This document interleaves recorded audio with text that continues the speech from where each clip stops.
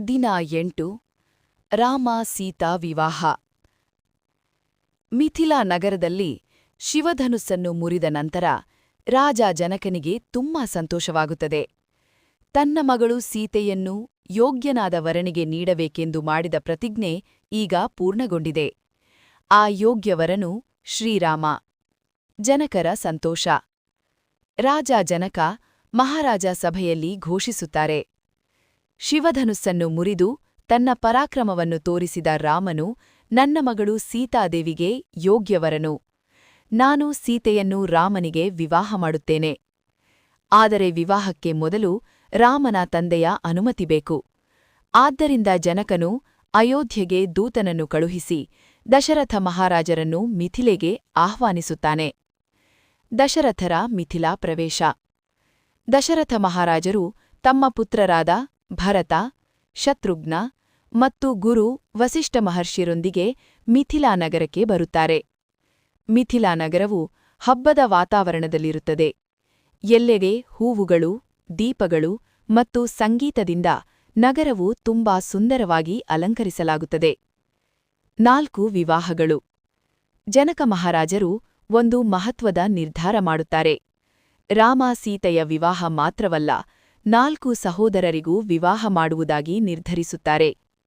1. ಶ್ರೀರಾಮ ಸೀತಾದೇವಿ. 2. ಲಕ್ಷ್ಮಣ ಊರ್ಮಿಳಾ. 3. ಭರತ ಮಾಂಡವಿ. 4. ಶತ್ರುಘ್ನ ಶ್ರುತಕೀರ್ತಿ. ಈ 4 ವಿವಾಹಗಳು ಮಿಥಿಲಾ ನಗರದಲ್ಲಿ ಅತ್ಯಂತ ವೈಭವದಿಂದ ನಡೆಯುತ್ತವೆ. ವಿವಾಹ ಸಮಾರಂಭ.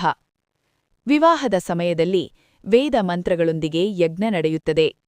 ಸೀತಾದೇವಿ ರಾಮನ ಪಾದಗಳನ್ನು ಗೌರವದಿಂದ ಸ್ಪರ್ಶಿಸಿ ಮಾಲೆಯನ್ನು ರಾಮನಿಗೆ ಹಾಕುತ್ತಾರೆ. ರಾಮನೂ ಸಹ ಸೀತೆಗೆ ಮಾಲೆ ಹಾಕಿ ಇಬ್ಬರೂ ಅಗ್ನಿಯನ್ನು ಸುತ್ತಿ 7 ಸುತ್ತು ಹಾಕುತ್ತಾರೆ.